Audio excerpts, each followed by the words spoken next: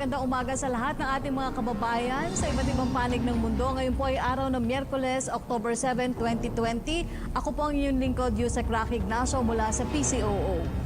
Morning Yusek at muli niyo kaming samahan sa panibagong araw ng balitaan tungkol pa rin sa COVID-19 sa ating bansa. At ito ang public briefing, #LagingHandaPH. Aljo, simulan na natin ang balitaan sa araw na to. Proposed 2021 budget ng Department of Justice at mga attached agencies nito sinuportahan ni Senator Bongo. Anya, malaking papel ang ginagampanan ng DOJ sa matagumpay na kampanya ng pamahalaan laban sa iligal na droga, kriminalidad at korupsyon sa bansa. Dahil dito ay ilang mga panukalang batas din ang isinusulong ng senador para suportahan ang mga programang nakapailalim sa kagawaran. Gaya na lang ng modernization ng Bureau of Immigration at ilang mga pagbabago sa Bureau of Corrections at National Bureau of Investigation. Buo rin anya ang tiwala niya at ni Pangulong Rodrigo Duterte kay Secretary Menardo Guevara na ipagpatuloy nito ang malinis na pamamalakad sa nasabing kagawaran. At kaugnay dyan ay nagbanta rin si Senator Bongo sa mga napapabalitang mga corrupt officials sa loob po ng Bureau of Immigration tungkol sa Munay Pastillas Scheme. Sa naging hearing ng Senate Committee on Women, Children, Family Relations and Gender Equality, sinabi ng senador na matagal nang nabuko ang Pastillas Scheme na ito sa loob ng ahensya, ngunit hanggang ngayon ay wala pa rin nananagot dito. Huwag na anyang hintayin ng mga corrupt officials na ito na ipakain sa kanila ng Pangulong Duterte ang mga perang kinukurakot nila. Sa huli ay nanawagan siya kay DOJ Secretary Guevara at kay Immigration Commissioner Jaime Morante at sinabing handa siyang umalalay na linisin ang naturang ahensya. Samantala sa naging Senate public hearing naman ng Committee on National Defense ay iminungkahi ni Senator Bongo sa mga kapwa-senador na suportahan ang pagsusulong ng reforma sa pensyon ng militar sa pamamagitan ng Senate Bill 1419 na naglalayong i-maintain ang financial flexibility ng pamahalaan habang sinisiguro na may sapat na benepisyo ang ating mga uniform personnel. Anya, mga uniform personnel ang may pinaka-importanteng trabaho sa pagsiguro ng peace and security ng bansa bago pa man ang pandemya. Ito ang dahilan kung bakit buo din ang suporta ni Pangulong Duterte na doblehin ang kompensasyon ng mga pulis at militar. Nasa 800 Tricycle Operators and Drivers Association o TODA members sa lungsod Quezon ang nakatanggap ng tulong mula sa opisina ni Senador Bongo. Matapos lumapit ang mga TODA members sa senador na hindi naging benepisyaryo ng Social Amelioration Program ng pamahalaan, na mabigyan rin sila ng assistance sa gitna pa rin na mataas na bilang ng COVID-19 case sa syudad. Bukod sa mga food packs, face masks at face shields, namahagi rin ang DSWD ng ayuda sa pamamagitan ng kanilang assistance to individuals in crisis situation program. Habang ang DTI naman sa kanilang pangkabuhayan sa pagbangon at ginhawa program.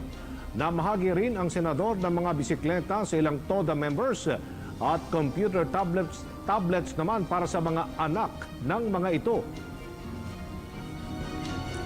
Sa mahigpit na pagkondena ng pamahalaan sa korupsyon at grave misconduct sa hanay ng mga government workers and officials, pag-usapan natin ang mga kaso at consequences na pwedeng ipataw sa mga manggagawang sibil na sangkot sa kabilang issue. Makakausap natin si Civil Service Commissioner Attorney Eileen Lisada. Magandang umaga, Commissioner. Welcome back po sa public briefing. Magandang umaga po, Yusek Rocky, kay Sir Aljo at sa lahat po manonood at nakikinig. Magandang umaga po sa inyong lahat. Commissioner, sa usapin po ng umano'y korupsyon sa hanay ng mga PhilHealth officials, bukod po dun sa criminal cases na ipapataw sa kanila, ano pa po yung mga administrative sanction o consequences na haharapan din ng ating mga opisyal na napatunayan pong nagkasala? Sa katanungan mo na yan, it depends po yan sa gravity ng offense. Yung pinakagrabe pong pwedeng mangyari sa kanila, together with the accessory penalties, aside from madidismiss ho sila sa serbisyo, may tinatawag po tayong accessory penalties. Ang accessory penalties po ay, meron ho tayong apat. Ng inyong eligibility Number 2, forfeiture of retirement benefits. Number 3, perpetual disqualification from holding public office. And number 4, bar from taking the civil service exams.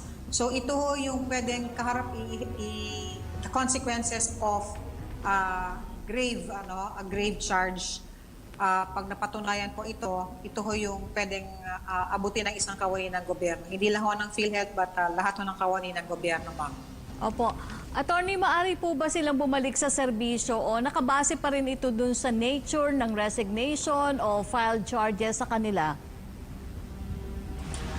Kung tayo po ay sa resignation, napapag-usapan ng resignation, pwede pa ho silang bumalik, which is under re-employment. Re-employment is under, sa civil service, it is one of the modes of coming back from the service for those who have been previously appointed pero na-separate sila from the service because of reduction in force, reorganization, retirement, voluntary resignation, or any non-disciplinary action such as dropping from the roles.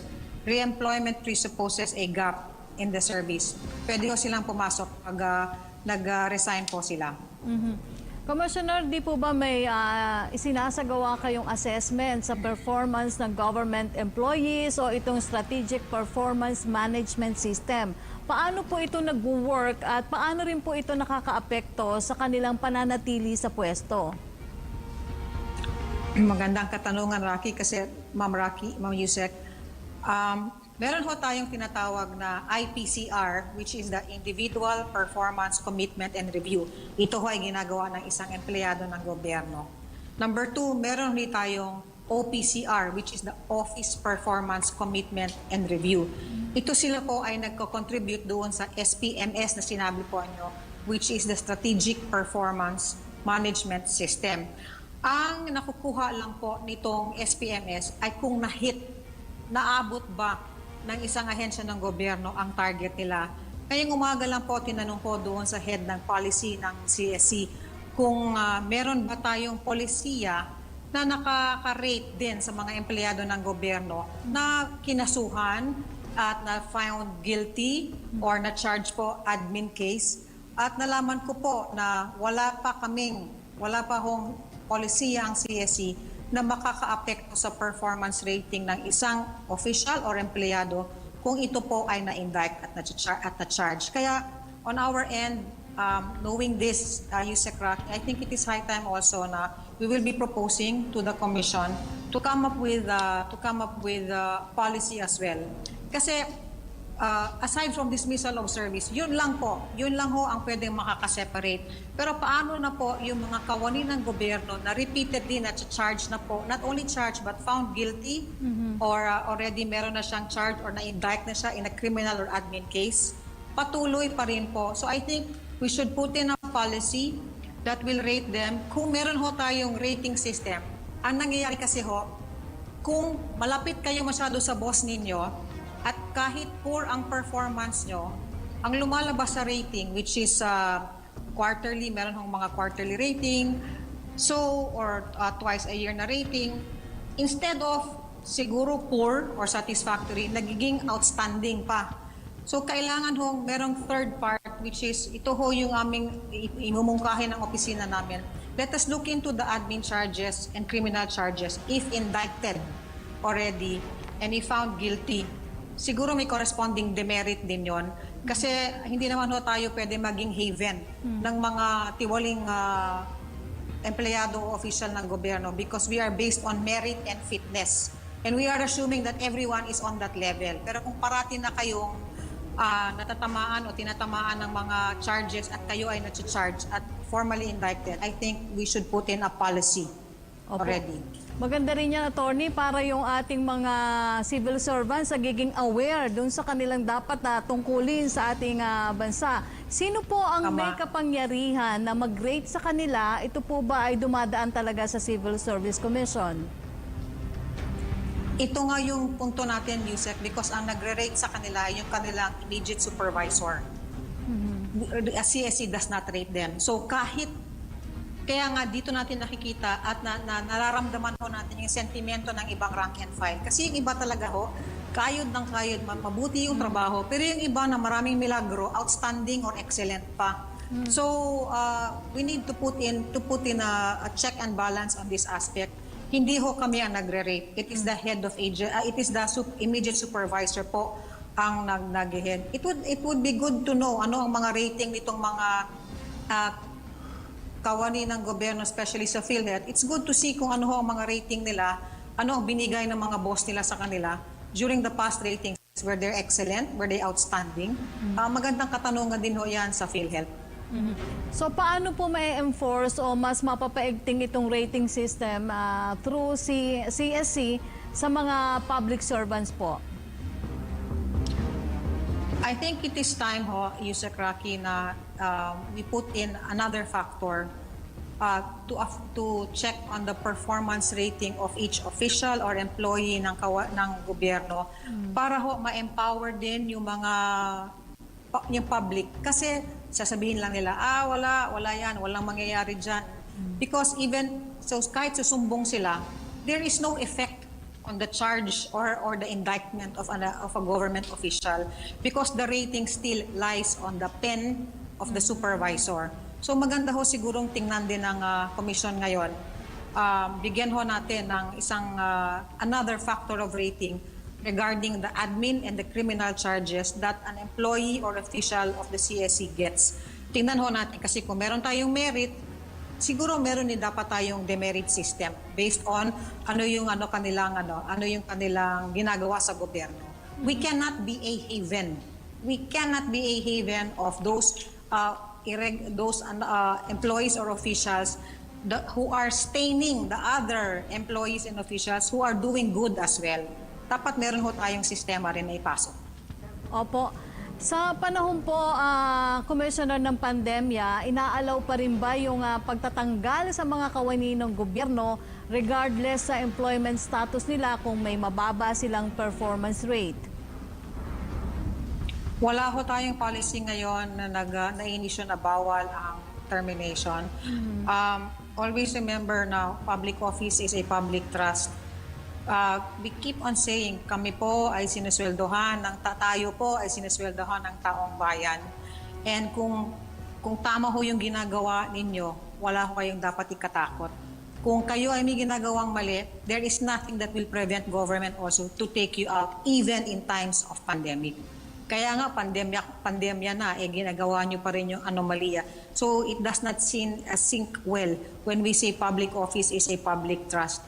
We are held accountable to the public. Oo, hindi naman po ibig sabihin kung halimbawa corruption lang, kung magkakaroon po ng sinasabing poor performance o yung ine-expect mo na dapat delivery mo sa iyong tanggapan, pwede rin po ba yun? Depende po yan kung ano ang patakaran internally ng isang kawani ng isang ahensya ng gobyerno. Kasi baka gusto pa niya ng promotion. Usually the ratings come in sa mga promotion. Maganda ho tingnan ano ho yung track record ng isang empleyado or official, paano siya napopromote kung siya po ay hindi naman siya excellent or outstanding. We can look into it is an indicator po of whether he is qualified na ma-promote po in terms of promotion, ma'am. Opo. Commissioner, may good news din daw po kayo sa ating mga civil servants na nais naman mag-extend ng serbisyo sa bayan. Okay, meron ho tayong resolution number 20000002 promulgated last January 3, 2020. Ano po ito? Ito po ay guidelines on the request for extension of service or EOS.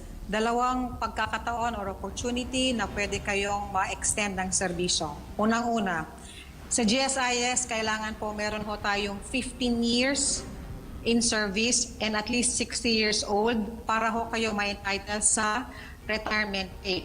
Kung kayo po ay nag-optional retirement at 60, pero kayo po ay 13 years in service, CSC will allow you to extend 2 more years para po makuha nyo yung 15 years in service. Para ma-entitle po kayo sa retirement ninyo. 1. Or 2. In the exigency of the service, kagaya po ngayon, let's say mandatory age of requirement na kayo, but you are the chief medical officer or you are a nurse or you are a budget officer or your position is highly technical na mahihirapan tayong maghanap muna. So with the endorsement, importante po, with the endorsement of the head of agency, pwede ho kayong ma-extend for a period of 6 months.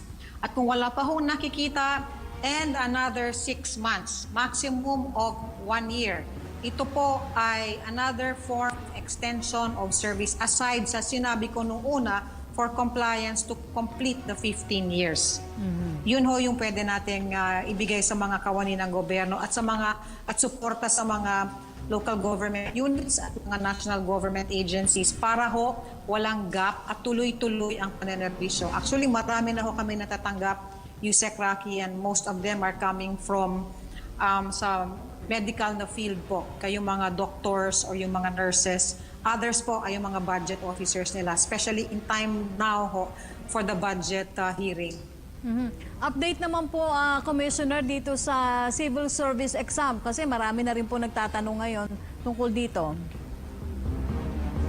Okay, bago lang ho kami nag-commission meeting nung Tuesday, we are one sa commission that we want to go online para to the new normal. We need to come up with, we need to restructure our pen and paper test. So that's why we gave a directive to the Examination, Recruitment and Placement Office ng CSC that we want to go online.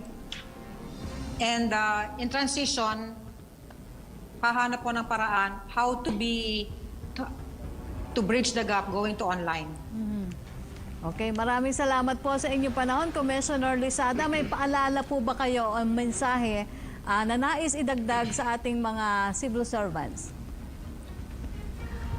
Sa lahat po ng mga officials at empleyado ng mga kawani ng gobyerno, tandaan po natin ang job description po natin. Yun ho ang ating, kumbaga, framework kung ano ho yung dapat na trabaho na gawin natin. Hindi ho part ng ating job description ang corruption.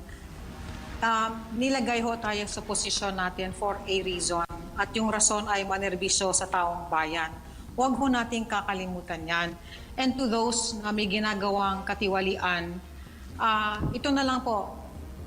Ang tanong ko sa inyo, the food that you lay on the table, that you feed your family, is it your hard-earned money or pinaghirapan ba yan ng ibang tao? So we do not like to go along this line, but we need to do shaking up of the whole bureaucracy kasi nakasanayan na po. But hindi ko nila lahat. Marami pa rin hong matitinong mga kawani ng gobyerno. Gawin lang ho natin yung tama. At kung tama ho yung ginagawa nyo, wala hong rason ang management to call your attention. So, inuulit ko po, wala ho tayong kurso, wala ho tayong there are no courses, there are no lessons on how not to be corrupt. It is innate. We are public servants. We ought to be honest. We ought to be the exemplars of what public service is all about. So it's high time. No? This is a wake-up call to everyone. Gawin ho natin yung tama. And definitely, we will be behind you sa CSE. But do not use CSE as a haven every time na may ginagawa ko kayong kamalian because always the law will catch up on you. Maraming salamat, Yusek. Okay, maraming salamat po sa inyong panahon. Attorney Aileen Lisada, Commissioner ng Civil Service Commission. Mabuhay po kayo, ma'am. Stay safe. Kayo rin po. Alright, Yusek, ay maya-maya naman ay makakausap natin ang bagong chairman ng National Commission of Senior Citizens. Yusek, higit isang taon na ang nakalipas ay pinirmahan nga ng Pangulong Rodrigo Duterte ang isang batas na lilikha ng isang komisyon. Silalim yan ang Office of the President na magre-representa sa mga nakatatanda, mga senior citizens sa bansa. At noong Sabado nga ay formal nang nanumpa ang kauna-una ang uupong chairperson ng National Commission of Senior Citizens. Makakapanayam natin ngayon si Attorney Franklin Quijano Magandang umaga po, Attorney Quijano. Good morning. Good morning. Magandang umaga, may buntag. It's really a very happy occasion that I'm being interviewed by your station. Ngayon po ay week of the senior citizens. So we are celebrating, the whole country is celebrating the week of senior citizens, and therefore medyo talagang timing at itong inyong lingkod po has just taken it off last week as chairperson of the National Commission of Senior Citizens. May buntag po, Chairman, Attorney Franklin. This is Aljo Bendio, Chairman, with Yusek Rocky Ignacio. Makasaysayan po ang pagkakaupo po ninyo bilang kauna-unahang chairperson ng kauna-unahan ding National Commission of Senior Citizens. So ano po ang asahan ng mga senior citizens na katatanda natin mga kababayan sa NCRC at paano po ninyo matutugunan ng kanilang mga pangangailangan? Una po, good morning Aljo, good morning Yusek Rocky. Ang senior citizen po has a very important role in turning around this economy. Kung matatandaan natin, ang ating ekonomiya ay bumagsak na about 15%. And you will notice that the senior citizens have their very important role, knowing that all this time, all these years, ang senior citizens po are in the forefront of building this economy. So ang isang nauunang challenge po natin is nation building, trying to help create the rebound of this country. Para kung may rebound natin ang country, then more benefits will go to the senior citizens. Ang pangalawang punto ko po ay the senior citizens can help each other. No poor senior citizen, walang maralitang senior citizen na hindi marunong mag-share. At walang mayaman na senior citizen na hindi marunong mag-care.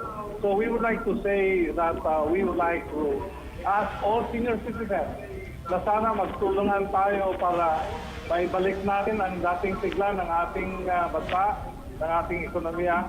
And with this, so we would like to be creating programs and we're asking senior citizens para maibalik natin, maibigay natin yung mga karanasan natin na medyo nasa pa-pre-depart or baka naman pwede nang i-share natin on a voluntary basis to all the citizens of our country. Well, ang pangatlo po ay may mga batas na po na nagawa doon sa pagpalago ng promotion ng welfare as wellness ng senior citizens.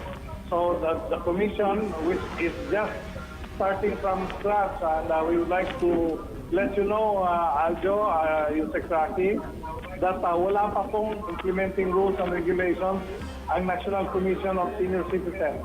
Wala pa pong organizational structure, wala pang offices, at wala pang budget. And yet, we really believe that the opportunity given by the Duterte administration to the senior citizens will really go a long way. We really feel that yung senior citizen is a stage in our life where even the young will desire to become senior citizens.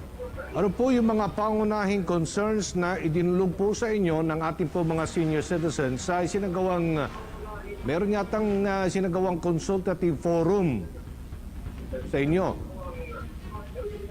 Aljo, I'm actually, punong-puno po ako sa daming reaction coming from the senior citizens. A lot of them bringing the message of hope na sana ang senior citizen will really become a collective group na makapag-deliver ng support sa isa't isa. Well, of course, the other programs of the government will have to really be evaluated tulad ng social pension, tulad ng centenarian at saka yung mga lahat na suporta sa senior citizens, including yung suporta ng senior citizens na nanggagaling sa mga welfare funds, including PhilHealth. So all this will also become the mandate and the marching order sa bagong tayong National Commission of Senior Citizens. Opo, attorney, si Rocky po ito. May tanong po tayo mula sa ating kasamahan sa media. Mula po kay Evelyn Quiros ng Filipino Mirror. Ito po ang tanong niya, aside from the DILG Memorandum Circular number 2020-110 known as the Rule of Mobility of Older Persons in Quarantine Situations as prescribed by the IATF-EID, allowing senior citizens to go out of their homes even during MECQ and GCQ. What other laws are there favoring senior citizens during this pandemic?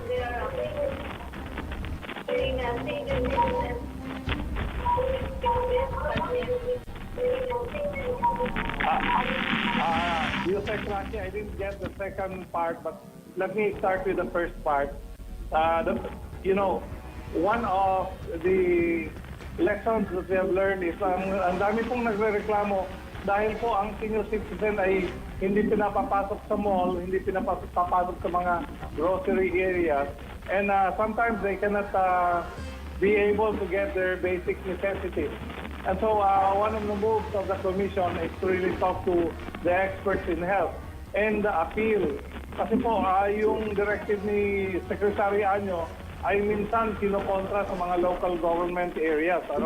So we would like to make this really uniform, and we are asking all the grocery stores, all the malls, sana po narinig nyo yung boses ng senior citizen na dahil nililinis naman yung mga groceries at malls sa gabi. So we hope that the first portion of the day pwedeng ibigay sa senior citizens. Kasi disinfected naman yung malls sa gabi. And in the morning, if the senior citizens are allowed, then the chances and the risk of them getting any disease is really very low. So this is an appeal that we would like to give to all the malls, groceries, and most especially the local government units. Ang mga senior citizen po ay lumalapit na sa takip silim. But please, favor us the morning. If the mornings will be given to the senior citizen, maski 2 oras lang po, from 9 to 11 in the morning, when the store opens, and up to 11, and then the general public can come in afterwards. That is really so much gift that you can give the senior citizen. It's not just that we can go around anywhere. It's really that we have to answer the needs of the senior citizen, and these are the basic needs that we would like our society to give. So once again, lumalapit na po kami sa aming takip silim, but please favor us. It's the morning. Your mornings will definitely be a very happy memory for us senior citizens. Opo, Chairman Quijano, paano po ninyo effectively mako-communicate sa inyo po mga stakeholders, mga programa ng NCSC sa panahon ngayon na halos lahat po ay nakarely sa gadgets at internet connection. Alam din natin na hindi maraming mga senior citizens ang may access sa ganitong uri ng komunikasyon. Aljo, ang ginagawa ko natin ngayon is to keep up with the advances in technology. So, yung mga senior citizen na nakipagkita sa atin, nagkikita tayo through the virtual media. And so, ang panawagan po natin, even as the month started, in October 1, naging deklarado po ito as International Day of Senior Persons.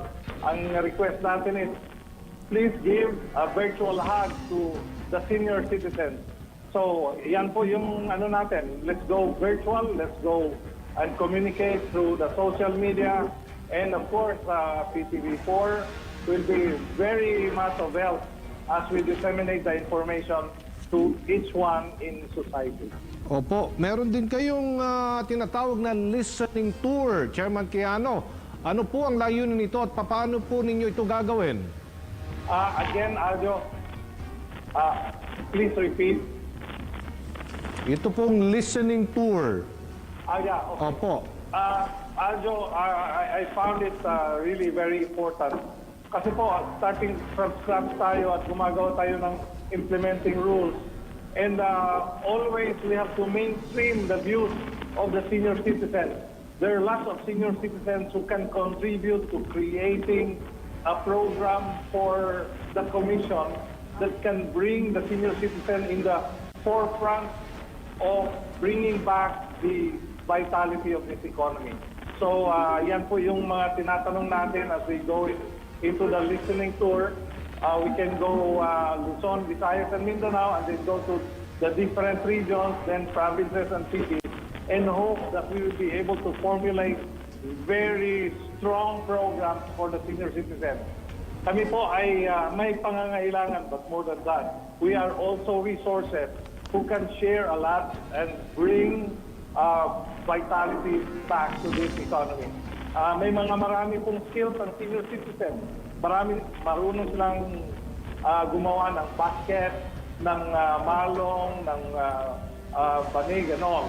And so we would like them to really share to the rest of society the skills that they have so that our society will be more sustainable in the future. Kasabay po ng pagbuo ng komisyon, Chairman, ay ang pag-abolish din ng National Coordinating and Monitoring Board na nasa ilalim naman ng DSWD. Ano po ang kaibahan ng functions ng NCMB sa magiging tungkulin naman po ng SCSC, Chairman? One, we would like to say that hindi ho natin tuloy na bubuwagin yung monitoring board. On the contrary, we would like to buttress this with coordination, and we are asking all the national government agencies who can help the National Commission of Senior Citizens to really stay put and be around. Please help us. TESDA, DOH, DSWD, all the wellness and welfare groups, at saka yung NGO. We would like to encourage public-private partnership, and we would like to really ask the senior citizens to go into seniors expert volunteer program, so that when this happens, magtutulungan hindi lang ang senior citizen, kundi pati ang senior citizen tutulong sa lahat ng mga sektor ng ating bayan, sa lahat ng barangay. Hanggang ngayon po, Aljo, may mga lugar na wala pang tubig, walang kuryente, walang telecommunication, and the senior citizens have in them the expertise to help our country. Attorney, meron pong tanong yung kasamahan natin sa media na si Joseph Morong ng GMA7. Ito po yung tanong niya sa inyo. Yun daw pong appeal ng mga senior citizen, address daw ba ito sa IATF or sa LGUs or sa mga malls lang po? Yeah, actually, generally addressed po ito sa authorities, and that includes the IATF. But I would like to say that importante po yung local government unit. Kasi po, may mga directives ang IATF na kung hindi susundin ng local government unit, ay magiging sayang lang. So, we will really want to address this to all society, but most especially, siyempre, yung logistic sources, meaning the malls, the grocery stores, and all the other businesses. Chairman, paano po masisiguro ang smooth transition sa mga programa, mga proyekto at mga activities ng DSWD para sa mga poor, vulnerable at mga disadvantaged senior citizens papunta po sa inyong tanggapan? We already have some initial briefing coming from DSWD. In fact, in Davao, Aljo, at Tao Davao, and we talked to Yusek Luz Ilagan. She briefed us on the issues of the work of DSWD. But more than that, we would like to really ask all the sectors of society, most especially the national government agencies na may involvement sa senior citizens. Please help us. Let's help define a very smooth transition. Opo. Chairman, paano po makakatulong naman ang inyong dating post bilang mayor po ng Iligan City at maging administrator din ng FIVIDEC Industrial Authority? Aljo, yung tanong, paano makakatulong after that? Ano yun? Opo. Paano po kayo makakatulong bilang dating mayor po ng Iligan City at administrator ng FIVIDEC Industrial Authority sa bago ninyong trabaho bilang chairperson po? Aljo, hindi po gawang biro itong ibibigay na trabaho sa atin ni Pangulong Rodrigo Roa Duterte. Dahil nga, starting from scratch, it only has the law and we have to have the implementing rules and regulations. We have to have the organizational structure. So bilang naging mayor at naging CEO ng isang ecozone, I will be able to really ask everyone na sana let us pool our expertise and our experience together, and then we will have to design the implementing rules in a manner that will be able to deliver the goods to the not only to the senior citizens but also to the rest of society. Opo, bilang Pangulo Chairman, mensahe po ninyo sa ating pong mga manonood, lalong-lalo na ang ating pong mga nakatatanda ngayon, Chairman. Yeah, Aljo, we are already reachable sa social media and we have our Facebook page. Ang pangalan po ay National Commission of Senior Citizens Philippines. Sana po if you have certain proposals at mga reklamo, anuman, mungkahi, please feel free to express them through our Facebook page. And then, of course, this representation is reachable. We hope that we'll be able to establish a satellite office in Cebu where we can move to the other islands of the country, even as the law prescribes that the office for the National Commission of Senior Citizens will be in Metro Manila. So we have to reach out not only to Cebu, Davao, Metro Manila, but the rest of the country. And sana po, you will help us reach the last barangays in our country. You will help us improve the communication for the senior citizens. In this way, we will be able to succeed serving not just the senior citizens, but the country as a whole. Maraming dagang salamat sa inyong panahon diya, Chairman, at good luck sa inyong pamumuno bilang chairperson po ng National Commission on Senior Citizens. Thank you, Attorney Franklin. Dagang salamat, Aljo. Dagang salamat, Yusek, Rocky, and thank you, PTV4, for the time and space given us. Amping po, thank you. Samantala sa lumabas na DOH case sa bulletin kahapon, nakapagtala ng dagdag na 2,093 new COVID cases sa bansa. Sa kabuuan ay umabot na sa 833 ang bilang ng confirmed COVID cases, kung saan 47,655 dito ang nananatiling aktibo at tumbas ng 14.6% ang total cases. 25 ang nadagdag sa mga nasawi, habang 200 at siyam naman ang mga gumaling. Sa kabuuan ay meron ng 5,865 deaths at 273,313 recoveries sa bansa. Makikita sa ating line graph na muling bumaba ang reported cases kahapon na umabot sa 2,093. Ito na po yung pinakamababa sa isang linggong nakalipas. Malaki rin ang ibinaba sa bilang ng kaso na nagmumula sa National Capital Region na umabot lamang sa 557 kahapon. Pero ito pa rin po ang pinanggagalingan ng mataas na kaso. Sumusunod po ang Cavite na may 253 new cases. Nagbalik naman sa talaan ng Iloilo na nakapag-report ng 166 cases. Ang Bulacan ay nasa ika-4 na pwesto na may 124 cases at ang Batangas ay may 118 new cases. This at malaki rin ang bahagi ng active cases ay mild lamang, katumbas ito ng 85.6%. Ang asymptomatic naman o hindi kinakitaan ng sintomas nasa 9.5%, samantalang ang severe cases 1.6% at 3.4% naman ang critical. Muli po namin paalala, huwag pong kakalimutang magsuot ng face mask.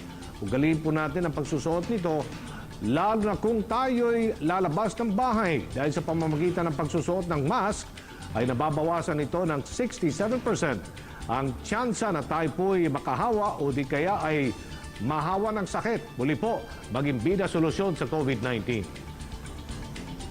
Para po sa inyong katanungan at concerns tungkol sa COVID-19, maaari niyo pong i-dial ang 02894-COVID o kaya ay 02894-26843. Para naman sa mga PLDT Smart Sun at TNT subscribers, i-dial ang 1555.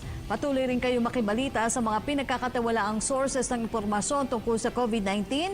Maaari niyong bisitahin ang covid19.gov.ph.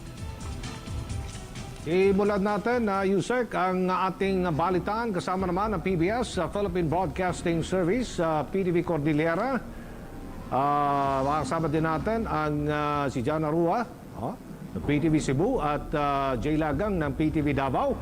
Una nating puntahan ang balita na kalap ng Philippine Broadcasting Service kasama si Aaron Bayato mula sa PBS Radyo Pilipinas. Aaron, magandang tanghali.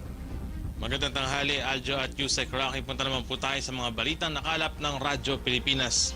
Starting sa Naga, LGU sa Camp Sur, ipinag-utos ang pagkakaroon po ng schedule ng bawat barangay sa pagbisita sa sementeryo ngayong Undas. More details from Vanessa Niepa.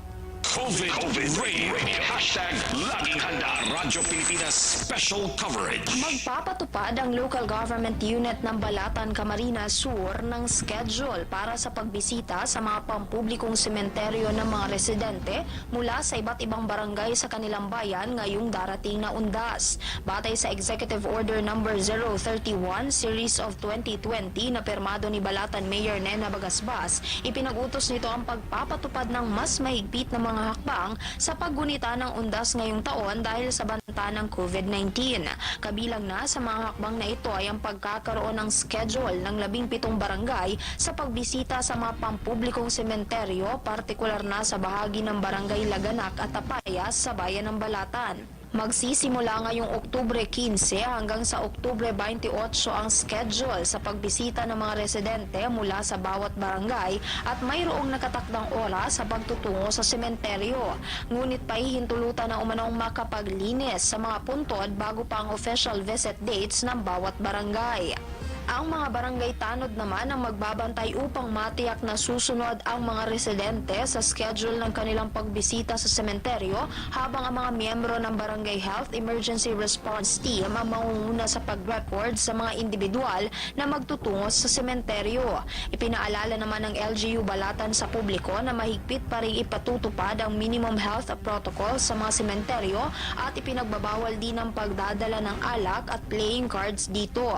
Ipagbabawal din umano ang paglalagay ng mga temporary shelter malapit sa mga puntod, gayon din ang pagtatayo ng mga stalls malapit sa bisinidad ng mga sementeryo ngayong panahon ng Undas.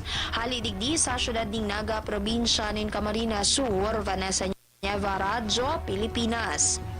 Maraming salamat, Vanessa. Punta naman po tayo sa Marawi kung saan mga tricycle drivers sa lungsod ng Marawi na lubos na naapektuhan sa ipinapatupad na Modified Enhanced Community Quarantine tumanggap po ng ayuda mula sa pamahalaang lokal ng Marawi at sa MSSD BARMM. More details from Shora Sabdullah Sarigala. COVID Radio. Hashtag Laging Handa. Radyo Pilipinas Special Coverage. Maraming salamat. Assalamualaikum Pilipinas. Tumanggap ng ayuda mula sa pamahalaang lokal ng Marawi at sa Ministry of Social Services and Development ng Bangsamoro Autonomous Region in Muslim Mindanao o MSSD BARM ang mga tricycle drivers sa nasabing lungsod na lubos na naapektuhan ng ipinatutupad na Modified Enhanced Community Quarantine o MSCQ. Pinangunahan mismo ni City Mayor Attorney Mahulos Mangandamra ang pamimigay ng tig 25 kilos rice at 500 piso sa halos 3,000 na mga rehistradong tricycle drivers sa nasabing lungsod. Ang ayuda naman mula sa MSSD BARM ay pinangunahan ang pag-abot nito sa mga tricycle drivers ni Member of Parliament Marjani Mimbantas. Malaking pasasalamat naman ng mga tricycle drivers na nakatanggap ng nasabing ayuda. Batay sa Executive Order No. 16 na nilagdaan ni Provincial Governor Mamintal Alonto Ading Jr. na siyang chairman naman ng Provincial Interagency Task Force, pansamantalang sinuspindi ang mga pampublikong sasakyan sa lungsod sa panahon ng MSCQ, kasama na dito ang mga tricycle at pedicab. Punsis Islamic City of Marawi, kay Isabela Bishora, Radyo Pilipinas. Maraming salamat, Chora. At yan po mga balitang nakalap ng Radyo Pilipinas. I'm Aaron Bayato po, sending it back to Yusek Rocky and Alvin. Maraming salamat, Aaron Bayato ng PBS Radyo Pilipinas. May balita ring hatid sa atin si Ala Sungduan ng PTV Cordillera na imbag na bigat. Ala? Na bigat, Yusek Rocky, hindi pa man nakakabawi mula sa pagkalugi, patuloy pa rin naman sa pamamahagi ang mga magsasaka at traders sa binggit ng mga libreng gulay sa mga nangailangan ngayong panahon ng pandemya. Tinatayang 100 tonelada na ng iba't ibang klase ng gulay ang ipapamahagi ng halos 500 magsasaka at traders ng Benguet sa mga local government units na apektado ng lockdown simula noong buwan ng Marso. Ito ay sa ilalim ng Inter-LGU Cooperation and Assistance to COVID-19 Lockdown LGUs Project na pinumunuan ni La Trinidad Vice Mayor Roderick Awingan. Lahat ng mga lugar na apektado ng lockdown ay maaring mabigyan ng libreng gulay basta't makipag-ugnayan sa tanggapan ng vice-alkalde. Ang mga LGU na rin ang siyang kukuha ng mga relief vegetables sa bagsakan ng gulay sa La Trinidad. Isa naman sa mga volunteers na masigasig sa paghahanap ng mga gulay na maaring may pamahagi sa mga nangailangan ay si Clemencia Basilio Lapas. Halos lahat na ng barangay sa lungsod ng Baguio ay nabigyan na ng libreng gulay, habang 3 bayan naman sa Benguet. Kabilang din sa mga nabenepisyuhan ang 5 bayan at 1 syudad sa La Union, 2 LGUs sa Pampanga at 1 sa Ilocos Sur. Medyo malungkot po sa ating mga farmers na yung produkto nila hindi man nabenta, o kaya pag nabenta, konti lang po yung mga nakuha. Ganun pa man, katapos siguro ng dinodonate na direkta sa mga lockdown barangay, siguro po kahit siguro may konting saya na siguro na nararamdaman nila. Kahit napagod ako sa paghahakot ng mga gulay ay parang nawawala yung pagod ko kapag nakikita at naririnig ko ang mga masasalamat ng mga tao. Samantala, isang barangay naman sa Mandaluyong City ang humiling na mabigyan din ng libreng gulay. Live mula dito sa Baguio City, Ala Sungduan para sa Bayan. Maraming salamat sa iyo, Ala Sungduan. Alamin natin ang pinakahuling balita sa Queen City of the South. Magbabalita si Jan Arua live diha sa Dakbayan sa Sugbo. Jan.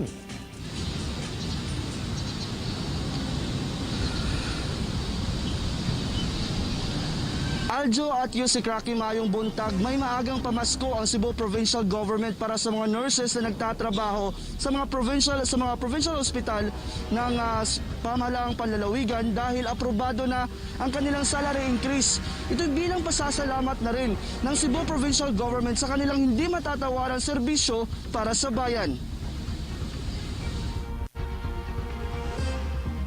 Aprobado na ng Hunta Probinsyal ang ordinansa na naglalayong pataasin ang sahod ng lahat ng mga nurse na nagtatrabaho sa government hospital sa lalawigan ng Cebu. Ang Nurse 1 position na nasa salary grade 11 o tumatanggap ng 22,316 pesos na buwan ng sahod ay magiging 32,053 pesos na ang monthly salary nito. Nurses are literally the lifeblood in any healthcare institution. They spend most of their time with patient care, emergency response, post-emergency care, and even outpatient medical services. Ayon kay Soko na ang pag-aproba ng naturang ordinansa ay isang pasasalamat sa mga healthcare workers na patuloy na nakikipaglaban sa COVID-19. No amount is enough to show our appreciation for the sacrifices, hard work, and significant contribution of our heroes in hazmat suits in the field of healthcare. The least we can offer to honor them is a yes to this simple plea they have fought for over the years, and is undeniably theirs. Time is right that the compensation of nurses shall be increased in recognition of their immeasurable contribution in the delivery of basic health services to the public in general. Tiniyak naman ng Cebu Provincial Government na may sapat sila na pondo para ipatupad ang naturang ordinansa.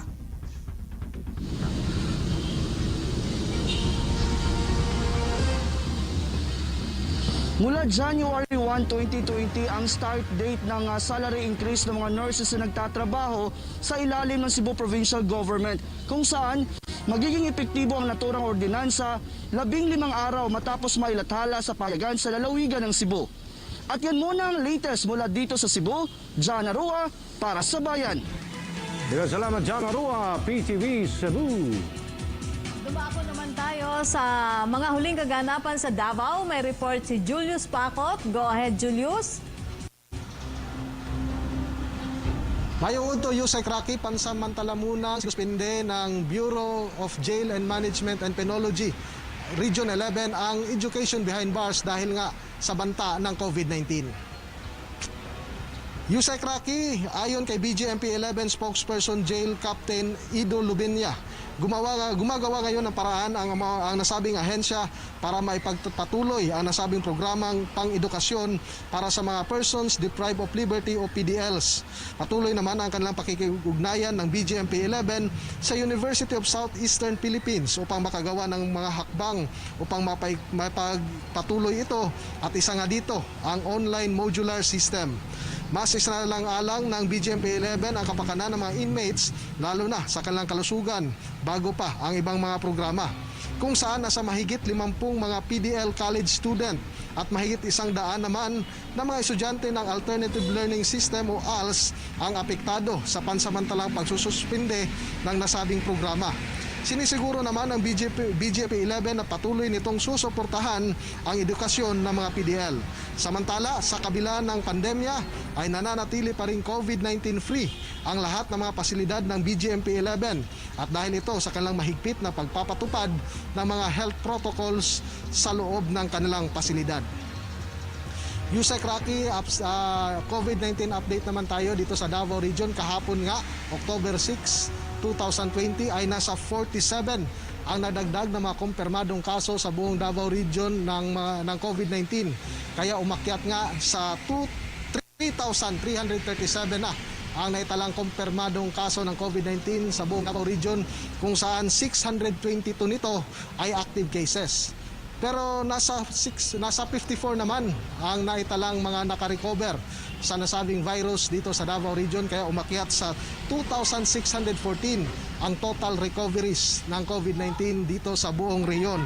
Pero may dalawa naman na naitalang nasawi ng dahil sa COVID-19 sa buong rehiyon, kaya nasa 101 na ang total deaths ng dahil sa COVID-19 sa buong Davao Region. Yusek Raki, yan muna ang latest mula dito sa Davao City. Julius Pacot para sa Bayan. Dagang salamat, Julius Pacot ng PTV Davao. Pasalamatan na rin po natin ang ating mga partner agency para sa kanilang suporta sa ating programa at maging ang kapisanan ng mga broadcaster ng Pilipinas. Salamat din po sa Filipino Sign Language Access Team for COVID-19. Mabuhay po kayo. Samantala, hinikayat po tayo ng National Quincentennial Committee na makilahok sa Lapu-Lapu National Monument Sign Competition. Extended po ang deadline ng submission of entries hanggang October 30, 2020. Salina't baka isa kayo sa 4 na mag-uwi po ng ₱250,000 para sa iba pa mga detalye. Bisitahin lang ang www.nqc.gov.ph. Nanawagan din ang Philippine Red Cross sa mga COVID-19 survivor na mag-donate ng convalescent plasma.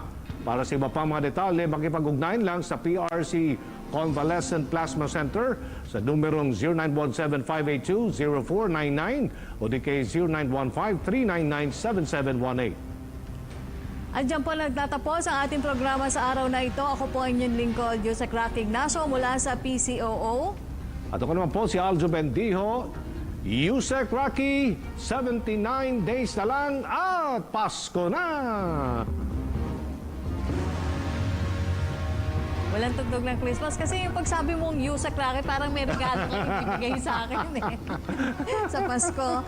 Hanggang bukas pong muli dito sa public briefing, #laging handa PH. Thank you, Aljo. Thank you, Yusek.